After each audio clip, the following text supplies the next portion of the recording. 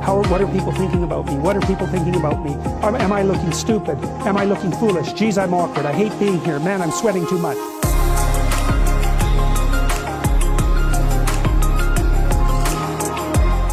Let's say you're socially anxious. Okay, so what happens when you're socially anxious? You go to a party, your heart's beating. Why? The party is a monster. Why? Because it's judging you. And it's judging you, it's putting you low down the dominance hierarchy, because that's what a negative judgment is. And that interferes with your sexual success. And that means that you're being harshly evaluated by nature itself.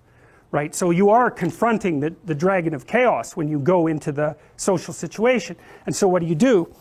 You're like this, right? You hunch over, and that's low dominance. I'm no threat. It's like, well, that's not going to get you very far. You know, but that's a logical thing to do in the face of a tyrant. So I'm no threat. You know, you look at the king and you're dead. I'm no threat. I'm hunched over. And then what's happening internally? What are people thinking about me? What are people thinking about me? Am I looking stupid? Am I looking foolish? Geez, I'm awkward. I hate being here. Man, I'm sweating too much. It's all internalized, right? It's all self-focused. The eye isn't working. What do you tell people?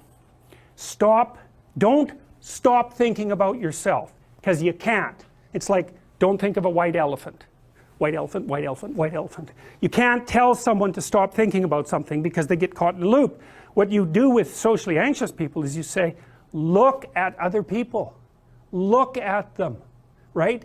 Why? Because if you look at them, you can tell what they're thinking. And then unless you're terribly socialized, and some people are. Some people have no social skills, and so the reason they can't go to a party is because they don't even know how to introduce themselves. Like no one ever taught them how to behave.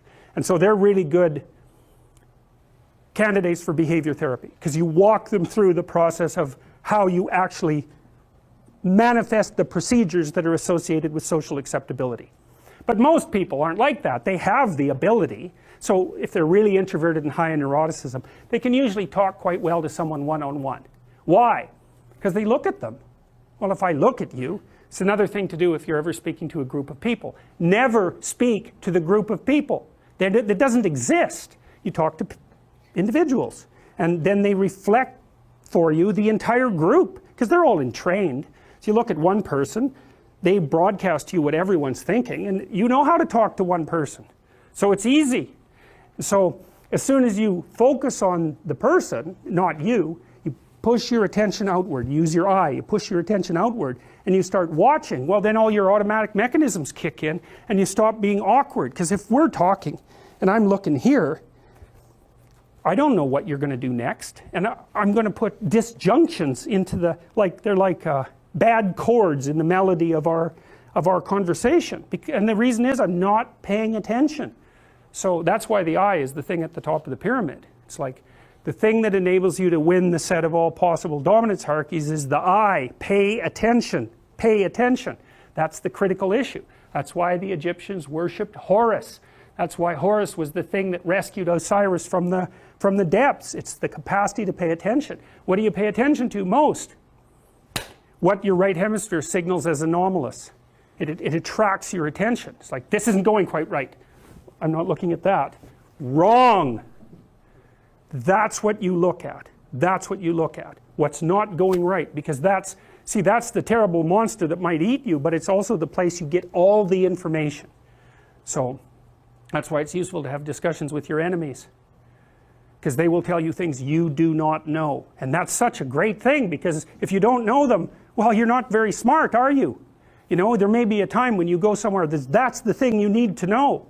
And maybe your enemy will tell you why you're such a fool, you know, and a bunch of other things that aren't true too. But even one thing that's accurate, it's like, yeah, thanks very much, man, maybe I'll do some work on that, and I won't have to carry that forward.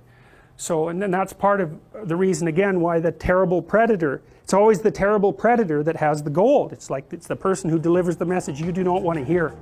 So it's rough, but it doesn't matter. Life is rough.